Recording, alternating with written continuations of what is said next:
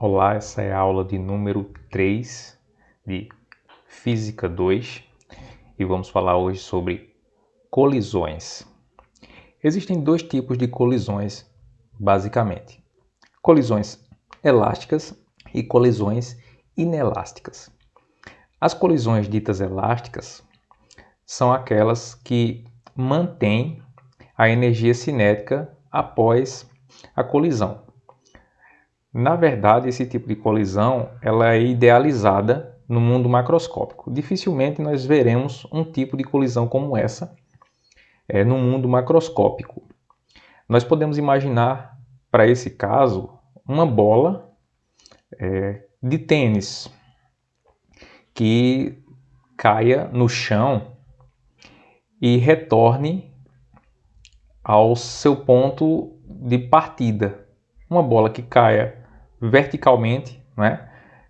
Se percebe que aos poucos ela vai diminuindo a altura até esmorecer, até se esgotar a movimentação. Entretanto, né, para fins didáticos, são levadas em consideração essas colisões elásticas, e aí o efeito disso, nessa suposta bola de tênis, seria que ela pingaria no chão, quicaria e retornaria sempre ao mesmo ponto de origem. Esse tipo de colisão seria um tipo de colisão elástica. Porém, no mundo microscópico, são comuns as colisões elásticas. Colisões entre moléculas, em geral, são colisões elásticas. As colisões do mundo real, que são as colisões inelásticas, elas significam que há uma perda da energia cinética em alguma colisão. Logo após a colisão, os dois objetos que colidem, geralmente eles se deformam um pouco. Aumenta a temperatura, então a diferença, não é, de energia cinética ela é transferida para esses corpos em outras modalidades de energia, ou aumento de temperatura ou deformação dos objetos. Existe ainda o tipo de colisão perfeitamente inelástica, que é aquela onde os dois corpos grudam após a colisão e passam a se mover em conjunto após a colisão.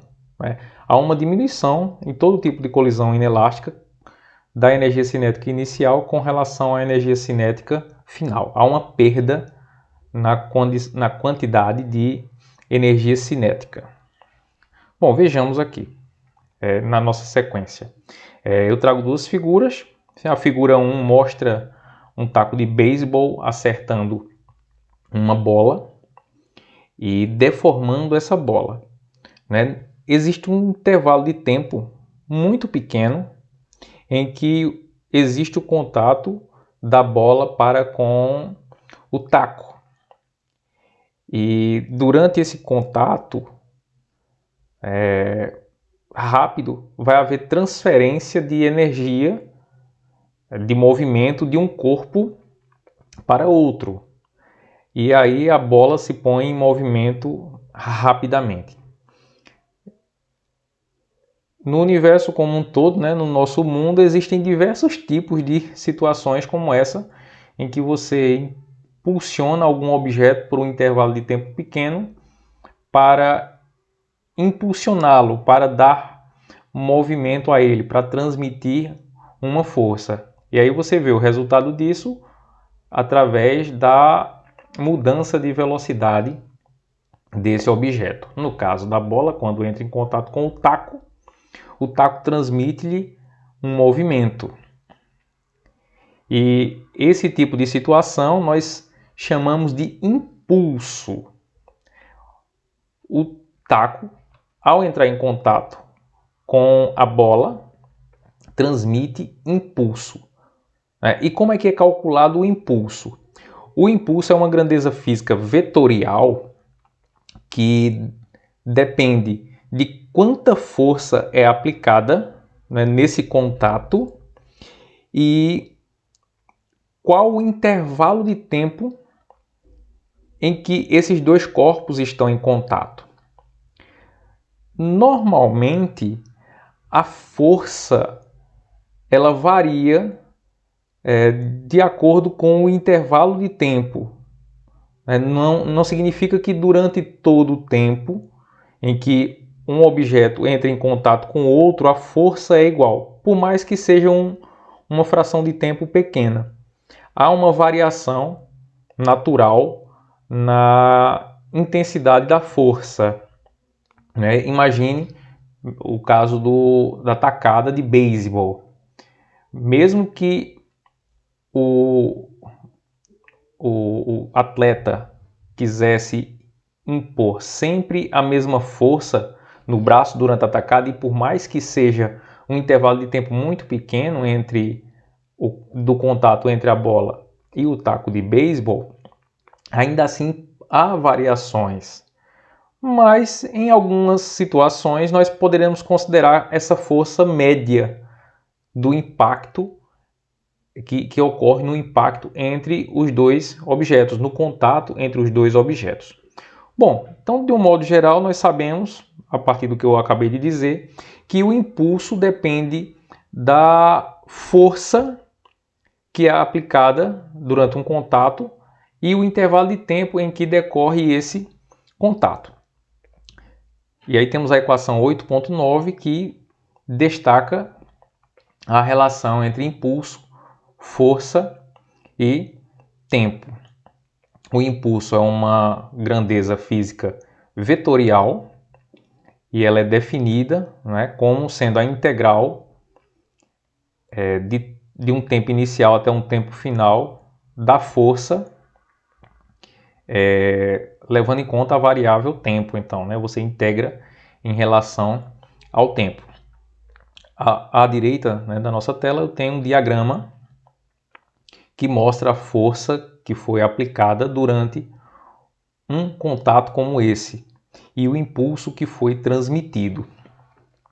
Vejam a linha vermelha, ela destaca a força, a variação da força com o passar do tempo.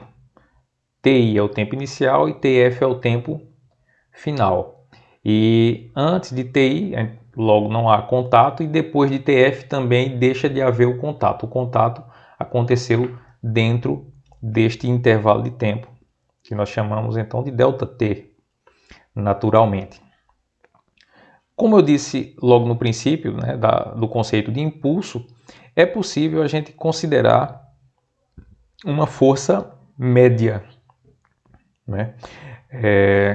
que pode ser considerada a partir de uma análise mais simplificada, supondo que o intervalo de tempo foi muito pequeno entre o contato dos dois corpos. Essa força média pode ser útil em diversas situações, mas já a gente fala sobre essa força média. Ainda falando sobre a equação 8.9, o impulso é igual à integral de F dt, do intervalo de tempo T1 até Tf. Como toda integral, ela se refere ao cálculo de uma área. Logo, aí está achurada essa área abaixo da linha vermelha, que é a função da força em relação ao tempo. E, portanto, calcular o impulso significa calcular aquela área dentro desse intervalo de tempo. E calcular uma área pode ser associada ao cálculo de uma integral. A linha verde destaca aí a força média.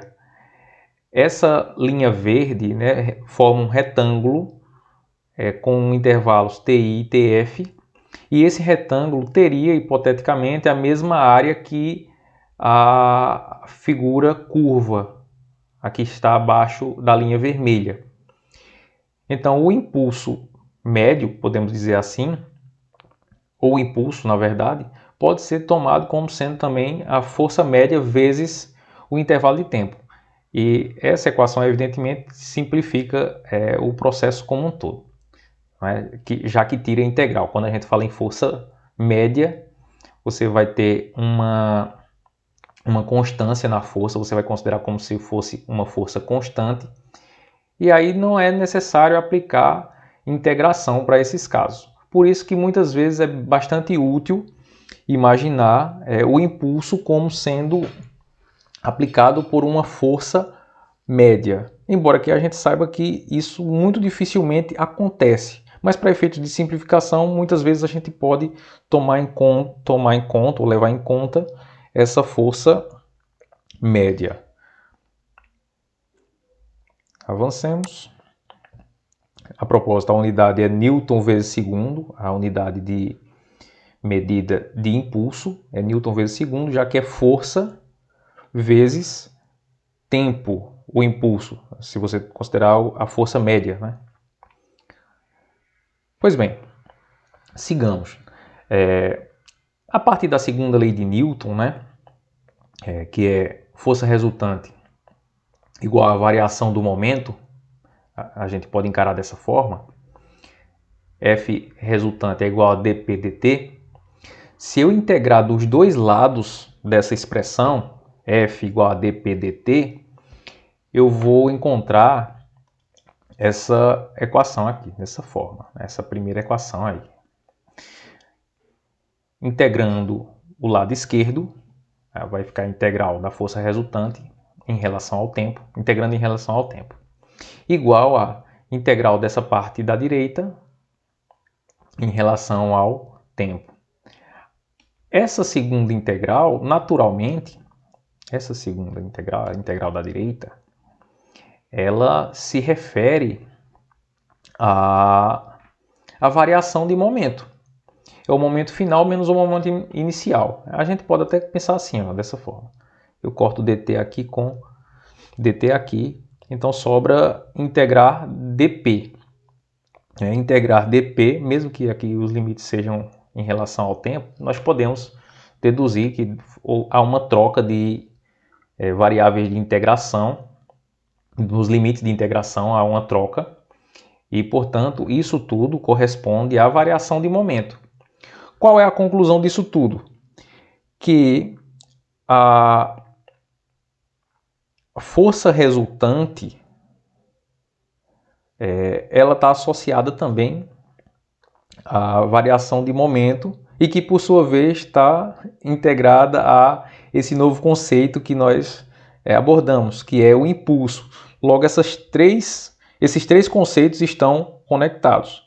Segunda lei de Newton está conectada com o conceito de momento ou de variação de momento, que por sua vez corresponde ao impulso.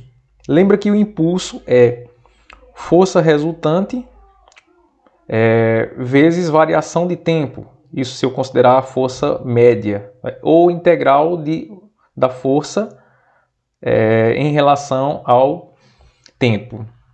E, portanto, o que a gente enxerga? Que essa parte aqui já foi destacada na página anterior. Isso aqui justamente é o quê? O impulso. Essa partezinha aqui é o impulso. Enquanto que essa outra parte é a variação do momento. Logo, a gente pode associar o impulso como sendo a variação de momento. Impulso é igual a variação de momento. E é dessa forma que eu escrevo a equação mais adiante. É a equação 8.10.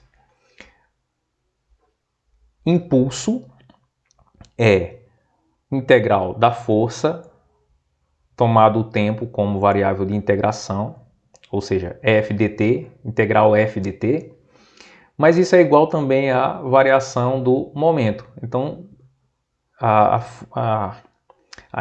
ligação entre essas grandezas físicas é clara. O impulso tem a ver com a variação do momento. Lembra que quando a gente fala sobre impulso, a gente está destacando um contato entre objetos que transmitem momento um para outro durante a sua colisão.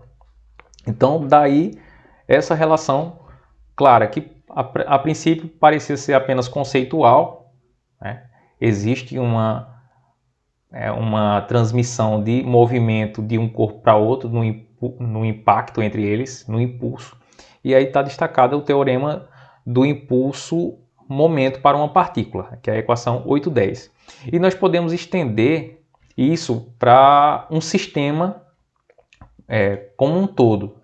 O impulso resultante do conjunto das forças externas que atuam sobre um conjunto de partículas é dado pela integral ainda das forças externas resultantes integrada em relação ao tempo, e tudo isso, no fim das contas, vai ser a variação do momento do sistema.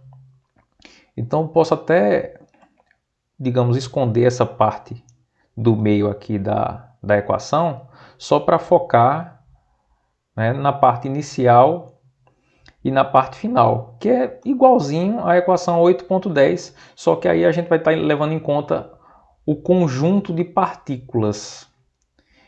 E num conjunto de partículas você pode ter várias forças atuando sobre elas. E como eu tinha destacado na página anterior, que existe uma possibilidade de você trazer uma força média, para definir essa questão do impulso. O impulso, portanto, pode ser tomado a partir da força média. Lembrando que o impulso, de um modo geral, generalizando, é a integral de TI a TF da força em relação ao tempo, mas quando você considera que essa força é um valor constante, você pode eliminar essa integral e fazer F vezes ΔT, já que integrar dt, é o mesmo que calcular ΔT. Quando você elimina o F desse integrando, aí fica F integral dt. F integral dt é justamente ΔT. Logo, isso tudo aqui pode ser escrito como F ΔT, isto é, quando a força é constante. E em algumas situações nós podemos levar em consideração essa simplificação.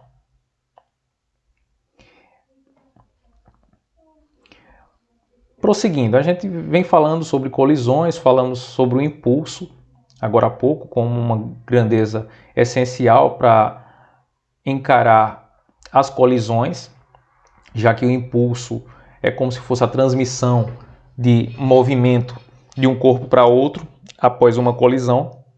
Então, vamos analisar agora que tipos de colisões e quais são as leis que afetam essas colisões. Basicamente, nós mantemos a lei da conservação de momento, ou lei da conservação da quantidade de movimento, vai depender do livro que você adote para determinar esse conceito, essa terminologia. Mas o que diz a lei da conservação do momento? Que a quantidade de momento do sistema no início é igual à quantidade de momento do sistema no fim. Essa é uma lei, então, universal. Essa quantidade de momento ela se mantém constante para um sistema de partículas que estão isoladas. Tem um sistema livre de outras forças externas que não necessariamente estejam interagindo com esse sistema.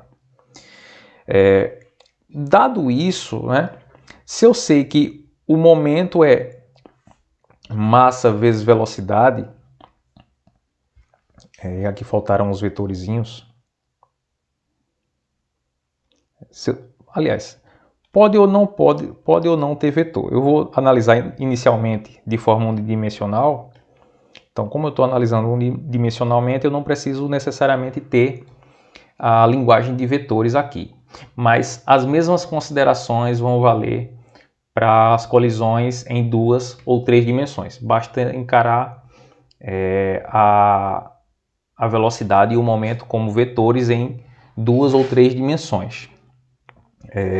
E os efeitos, as considerações são basicamente as mesmas. A única diferença que a gente pode assim, destacar a partir de agora, né, como a gente está falando em uma dimensão apenas, dimensão x, vamos colocar nesses termos, movimentos que se dão para a esquerda, né, vão ter velocidade negativa, e movimentos que se dão para a direita vão ter velocidades ditas positivas, ou seja, indo para menos x, velocidade negativa, indo para mais x, velocidades positivas. Ora, o momento, né, já é do conhecimento de vocês, eu acredito, que é igual a massa vezes velocidade. Isso para uma partícula, unidimensionalmente falando. Momento é igual a massa vezes a velocidade da partícula. Para um sistema, você vai somar as diversas partículas. M1, V1, mais M2, V2, mais M3, V3. Mas aqui, a princípio, né, nós vamos considerar o contato ou a colisão de duas partículas. Então, são duas partículas que podem ou não ter massas distintas, né? As massas sendo distintas, a gente vai chamar M1 e M2. Cada uma delas tem uma velocidade distinta, em princípio, e depois do contato, elas adquirirão outras velocidades. Por isso, existe uma diferenciação que pode ser notada nas duas equações, ou na equação 8,14. M1V1F é relativo à massa da partícula 1, ou do corpo 1, vezes a velocidade dessa partícula, a velocidade final. M2V2F é relacionado à partícula 2 e a velocidade dessa partícula 2 no fim. Já esse membro da direita poderia ser trocado, eu não tenho que colocar o início no final, né, na parte da direita dessa equação. Tanto faz aí eu colocar M1V1I mais M2V2I no começo, né, à esquerda da equação ou à direita da equação. Mas para fins didáticos aqui, eu coloquei nessa condição, até porque depois tem uma reorganização numa condição específica, que é para colisões perfeitamente inelásticas. Mas, continuando, V1i é a velocidade inicial da partícula 1 e V2i é a velocidade inicial da partícula 2. Então, aí eu acho que não há nenhum mistério. Quando eu igualo essas duas quantidades, eu estou destacando que o momento é o mesmo no início. Isso aqui é o momento final. Isso aqui é o momento inicial. É isso que eu estou dizendo aqui com essa equação 8,14. E a partir dela, né, você pode resolver problemas onde são dados a massa das partículas, a velocidade inicial dessas partículas, e após a colisão é dada a velocidade de uma das partículas e é pedido para calcular a velocidade da outra partícula. Então, essa equação ajuda a resolver problemas desse tipo. Obviamente não está restrita a isso, mas sobretudo permite fazer esse tipo de resolução. Quando as colisões são perfeitamente inelásticas, e aí vamos lembrar o conceito de colisão inelástica, é aquela colisão em que não há manutenção de energia cinética depois do contato, há uma diminuição da energia cinética. E isso se dá por conta da transferência de energia cinética para uma outra modalidade de energia, na deformação da partícula, ou dos corpos envolvidos no contato, ou do aumento da temperatura. Isso é para colisões que são reais. Nas colisões reais, que são as inelásticas, decorre isso. E quando é que uma colisão é perfeitamente inelástica? Quando um dos corpos está em movimento e quando toca no outro, que geralmente está em repouso, né? Vamos considerar esse caso mais simples. Um corpo está em movimento e outro corpo está em repouso. Quando o corpo em movimento entra em contato com o corpo que está em repouso, e a gente chama de corpo projétil, esse corpo que está em movimento, os dois grudam, né, e mantêm o movimento em conjunto a partir do contato. Esse é o tipo de colisão perfeitamente inelástica.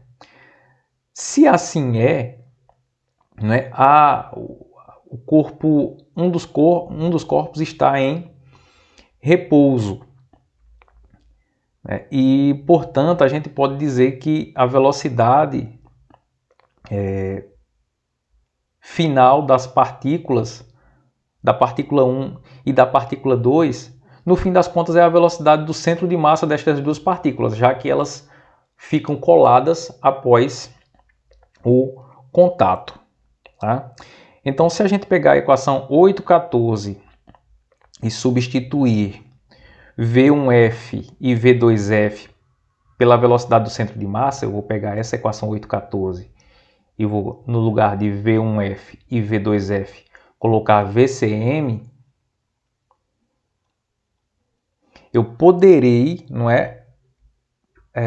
colocar em evidência esse VCM, é isso que eu faço aqui na equação 8,15, eu coloco em evidência velocidade do centro de massa, vezes M1 mais M2, já que M1 e M2 estão multiplicando a velocidade do centro de massa. E igualo a segunda parte da equação, que é relativa ao momento, a quantidade de movimento da partícula no início. Fica igualzinha à segunda parte da equação 8,14. O que eu mexi foi apenas na parte 8,15.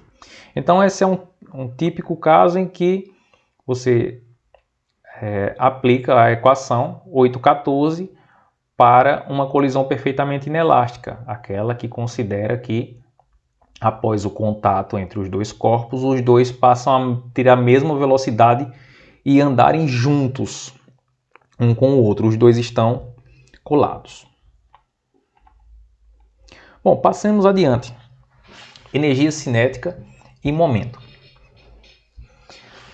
A energia cinética, né, nós já conhecemos a equação. Ela é K igual a 1 meio de mv ao quadrado. E é útil, muitas vezes, expressar essa quantidade, a energia cinética, em termos do momento da partícula e não necessariamente da velocidade. Lembro que o momento é uma grandeza física que é mais importante do que a velocidade, ou seja, ela tem mais elementos distintivos acerca do movimento da partícula do que só a velocidade pura. A propósito, dentro do momento existe já a velocidade está dentro do momento, como nós já conhecemos da equação P igual a mv. Então, se P igual a mv, né, eu posso isolar o valor de V. Eu estou falando aqui em termos de intensidades apenas, então, como nós estamos tratando inicialmente do movimento unidimensionalmente, eu não vou considerar os vetores. Então, V igual a P sobre M. Eu posso pegar esse valor e substituir aqui na equação da energia cinética.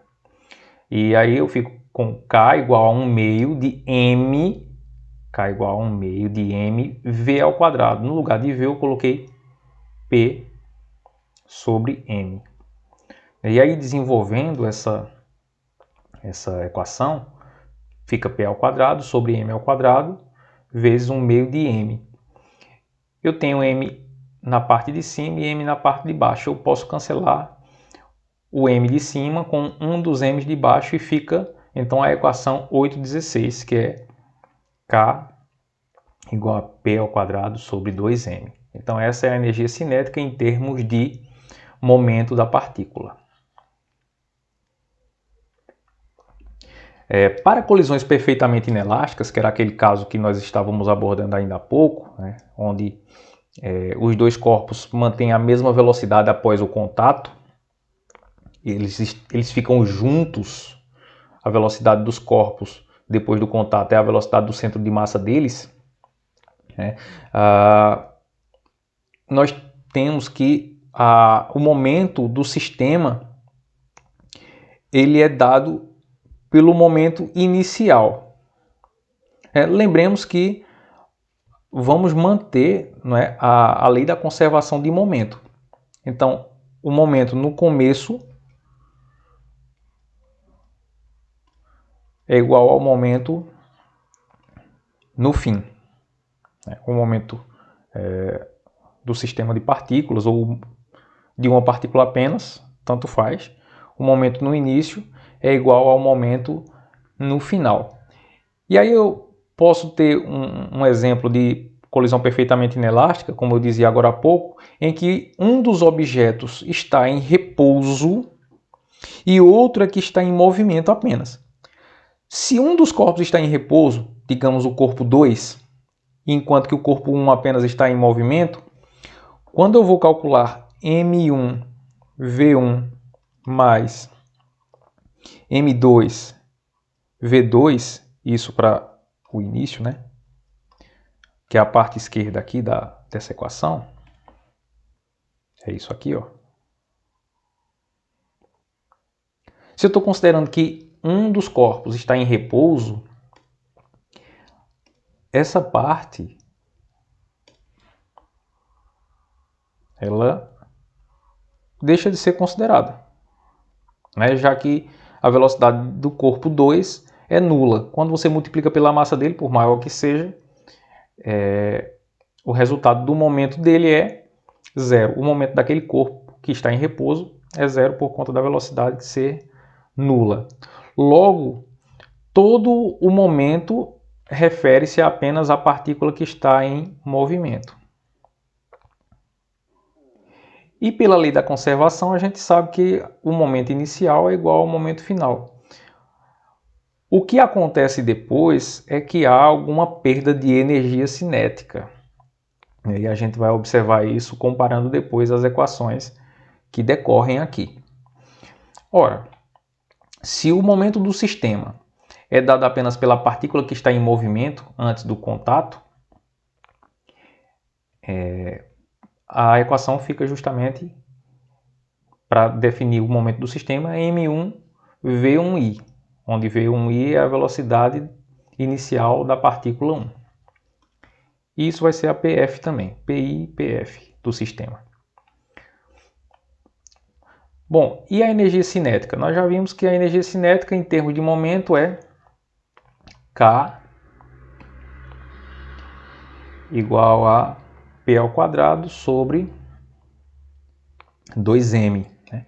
Mas quem é esse P, né, para esse caso específico? Esse P é justamente o P do sistema, ou seja, M1V1I. Só leva em conta a partícula 1, a partícula que está em movimento.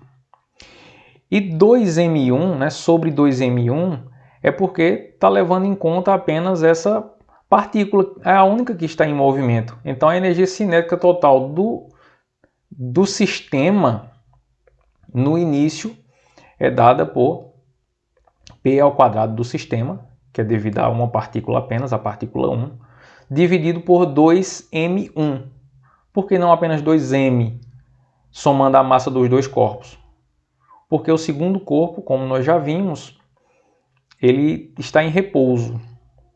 Então ele não tem nenhuma energia cinética a ele associada. Por isso aparece apenas 2m1 nessa equação.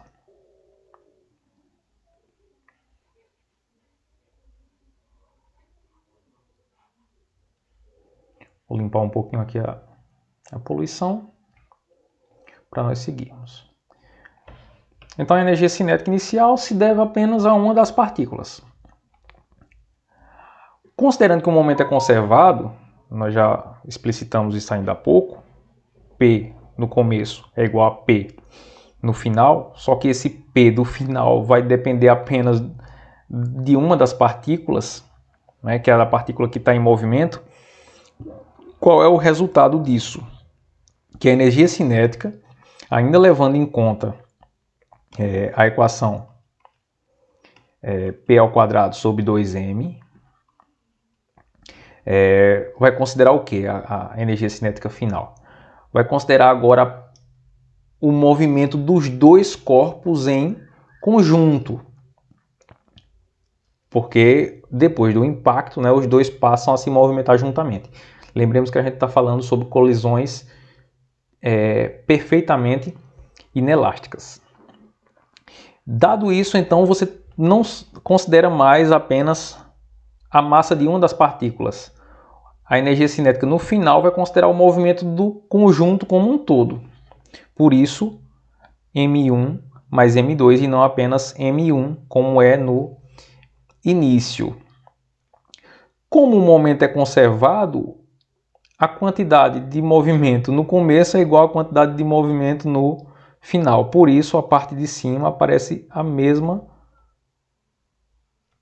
que apareceu na equação 8,17.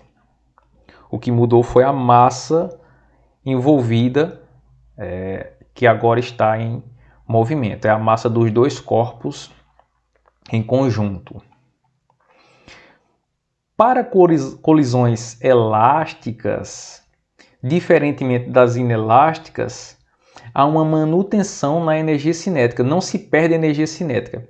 A propósito, eu disse que eu queria comparar antes as equações 8,17 e 8,18 para observar que a quantidade de energia é diferente nos dois momentos. No início é um valor, no final é um valor menor, né? Como é que eu enxergo isso?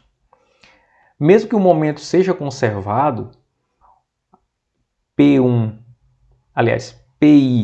igual a PF do sistema, o momento do sistema no começo é igual ao momento do sistema no fim, a energia cinética não necessariamente, porque numa colisão inelástica há transferência de energia cinética para outras modalidades de energia.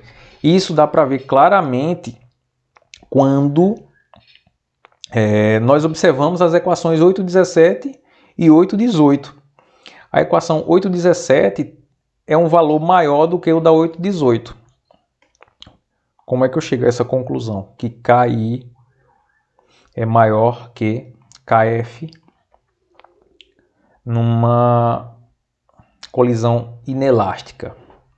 Nesse caso, numa colisão perfeitamente inelástica, mas o mesmo vale para uma colisão inelástica qualquer. Para as colisões reais, as colisões do cotidiano, do mundo macroscópico. Vejam, essa parte, né, das equações, ela é exatamente a mesma, porque o momento era devido apenas à partícula que estava se movimentando. A partícula 1, vamos dizer. No primeiro momento, a massa que estava envolvida era apenas a massa da partícula 1, que era a única que estava em movimento.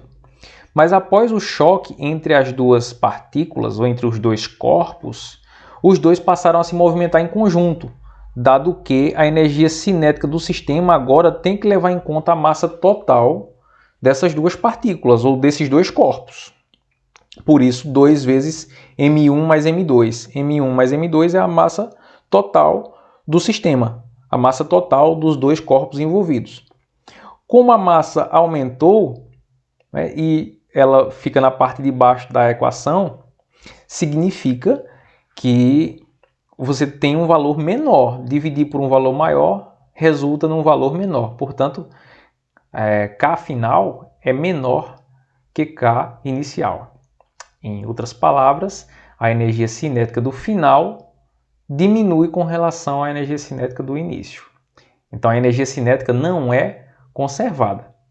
Embora que a energia mecânica seja, né, existe a conservação de energia mecânica, mas não é hora para falarmos sobre isso agora. Aí voltando para as colisões elásticas, né? As colisões elásticas são aquelas em que a energia cinética é constante, são as colisões que são ideais, né? Essas colisões não existem no mundo macroscópico, mas a gente pode imaginar como elas seriam. No mundo microscópico, porém, existe, né, as colisões elásticas. A maior parte das colisões entre moléculas são colisões do tipo elástica. Elas transmitem momento para as outras e a quantidade de energia cinética é mantida, a quantidade de energia cinética total do sistema. Em colisões elásticas, né, tá dito aí, a energia cinética é constante, ou seja, tem o mesmo valor antes e depois da colisão. Então, Kf igual a Ki, diferentemente dessa observação que eu fiz aqui anteriormente. Ki maior que Kf, são diferentes. No caso das colisões inelásticas. Nas colisões elásticas são iguais. A energia cinética no final é igual à energia cinética no início. O que não significa necessariamente que essa energia cinética é conservada. Bom, se a energia cinética é dada por meio de mV, a energia cinética total do sistema vai ser dada no início por essa expressão, 1 meio de M1V1F. V1 é a velocidade da partícula 1 no fim, V1F. V2F é a velocidade final da partícula 2. E como se mantém constante no início e no fim essa energia cinética para as colisões elásticas, ela é igual a todos esses produtos massa vezes velocidade no fim e no início, são iguais.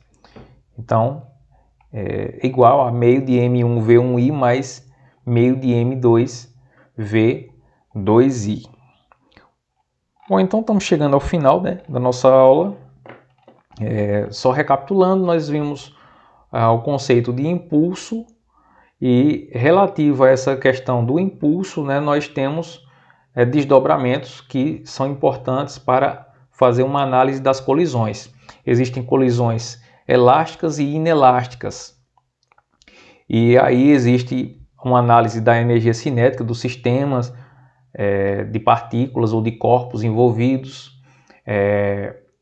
Lembramos a lei da conservação de momento linear, que é útil para a resolução de muitos problemas. E por hora finalizamos. Até a próxima aula.